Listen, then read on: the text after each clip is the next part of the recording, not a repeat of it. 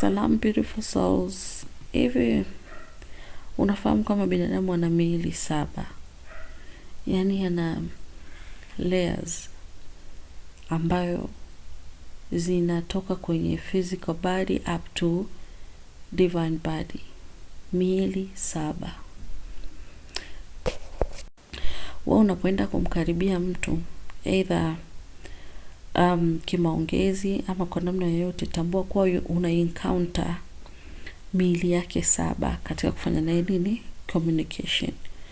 So hata kwenye Qur'ani iliposema wala takarabu zina, haikusema msifanye zina.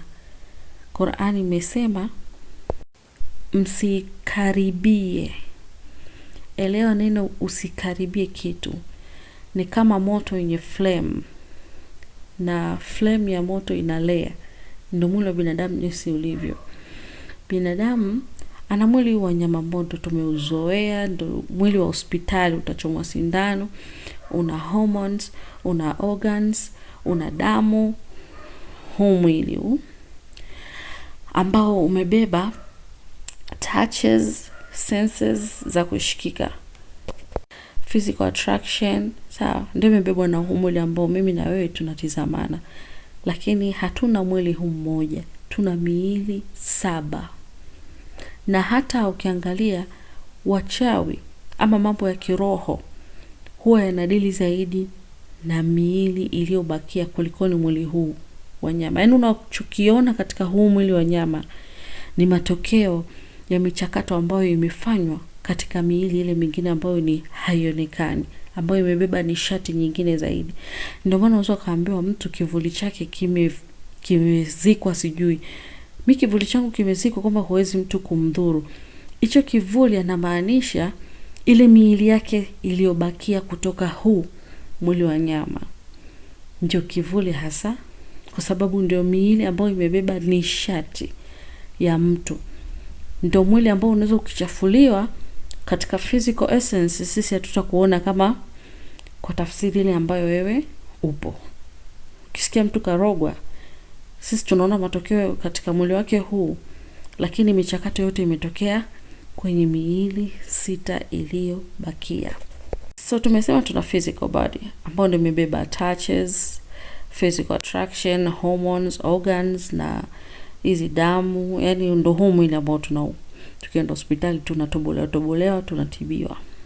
Lakini interesting number 2, tuna mwili ambao ni etheric, energetic body, mwili ambao umebeba nishati yetu sisi. Yaani kutoka huu mwili. So hii energy body ndio mwili ambao umebeba nishati yako ya mwili. So mtu, hapa ndipo ambapo life force imekaa. Hapa ndipo ambapo life force tumesema inafanya nini? Inakaa hapa kwa sababu ni mwili wa nishati. Lakini sio hivyo tu, vitality na chakras. Yaani chakras zile ambavyo zipo hapa ndipo position yake kwenye mwili wa energy, mwili wa nishati. Na ndio maana ukisema kama umepata blockage ya chakra fulani katika mwili wako, kama ni ile sacral ama ni root chakra ama ni crown, mwili wa nishati ndio ambao unaanza na shida, unapata blockage, nishati haipiti. Ndio unakuta sasa katika mwili wa kawaida wa physical, ndio kama unakuta huna grounding kama ni root chakra, wasiwasi, ama huna sight ya third eye. Yaani ni matokeo ya kwenye energy body. Kwa ukichafuliwa kwenye mwili wako wa nishati, jua kabisa maisha yako ya physical pia yanakuwa hayaeleweki. Kwa sababu ni vitu ambavyo vinashirikiana na vinahitaji kuwa kwenye alignment fulani. So hapa kwenye energy body ndipo ambapo hata kama watu watafanya zina, hapa ndipo panapatikana energetic coding ama energy exchange. Kwa sababu uchafu huwa unakwama hapa. Exchange ya energy huwa inakwama hapa katika mwili wa nini? Mwili wa nishati ya binadamu. Unapokutana na mtu ambaye kama ana trauma zake, ana anxiety zake, ana shida zake za kiroho zote, huwa zinakuwa kama bluetooth au wifi. Mnapomeet lazima kupatikane na exchange ya energy.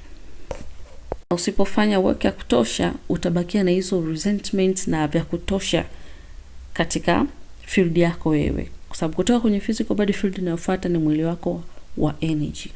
Tuna mwili wa tatu ambao ni astral body, mwili uliobeba hisia, emotions, thoughts.